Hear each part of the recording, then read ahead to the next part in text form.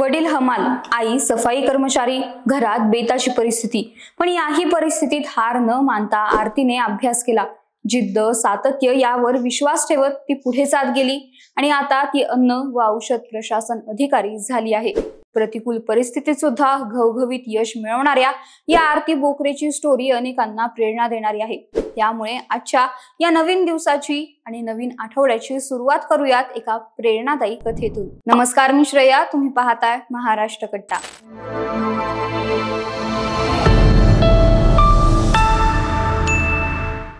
एका लहानशा खेडेगावात संदीपान आणि अज्ञानाबाई बोकरे यांचे कुटुंब परिस्थितीशी झगडत जीवन जगत होते।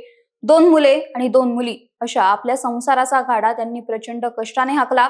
वडील हमालीचे काम करत तर आई वीज वितरण कंपनीच्या कार्यालयात सफाई कर्मचारी म्हणून रोजंदारीवर काम करत होती। परिस्थिती बेताची असली तरी शिक्षण हा एकमेव मार्ग आहे हे त्यांनी जाणले होते। त्यामुळे ते दोघेही कायम मुलांच्या शिक्षणाच्या बाबतीत नेहमी सकारात्मक होते। त्यांनी मुलांना शिकण्यासाठी प्रोत्साहन दिलं आणि त्यांच्या या जिद्दीला आणि मेहनतीला साथ मिळाली ते त्यांच्या मुलांची। आरती ही त्यांची धाकटी मुलगी, जिने आपल्या आयुष्यात काहीतरी मोठं करण्याचं स्वप्न पाहिलं होतं। तिचा अभ्यासातला गोडवा आणि चिकाटी तिच्या आई वडिलांना आपली मुलगी नक्कीच आपलं नाव काढणार हे आश्वस्त करत होती। शिक्षणाच्या वाटेवर कितीही काटे आले तरी ती थांबली नाही। 12वीची परीक्षा उत्तीर्ण होताच प्रशासकीय अधिकारी होण्याचे स्वप्न तिने मनाशी घट्ट धरले होते। मात्र मार्ग सोपा नव्हता। घरच्या परिस्थितीमुळे खासगी शिकवणीसाठी पैसे नव्हते, मार्गदर्शनासाठी देखील कोणी नव्हते, पण सोबत होती ती म्हणजे जिद्द आणि मेहनतीची साथ। आई वडिलांचे कष्ट पाहून आरतीने आत्मविश्वासाने अभ्यास सुरू केला। वडिलांचे घामाने ओले झालेले कपडे आणि आईच्या हातांची झालेली झीज पाहून तिने तिची मेहनत अधिकच तीव्र केली। दिवसाची रात्र आणि रात्रीचा दिवस करून तिने अभ्यास केला। कोणतीही खासगी शिकवणी न लावता, कोणाचेही मार्गदर्शन न घेता फक्त सेल्फ स्टडीच्या जोरावर ती अभ्यास करत राहिली।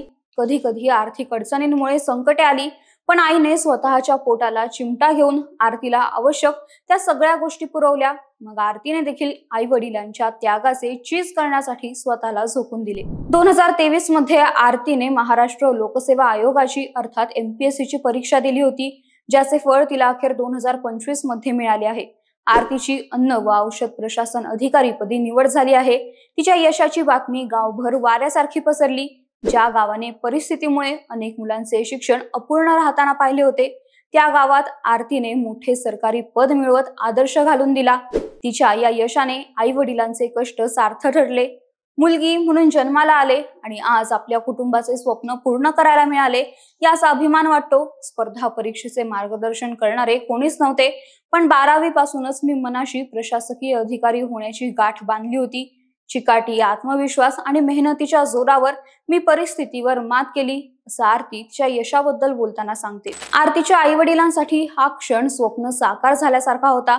तिच्या आईने आनंदाश्रूंनी भरलेल्या डोळ्यांनी सांगितले की माझे शिक्षण पूर्ण होऊ शकले नाही, पण माझ्या मुलीने आज अधिकारी बनून माझे स्वप्न पूर्ण केले।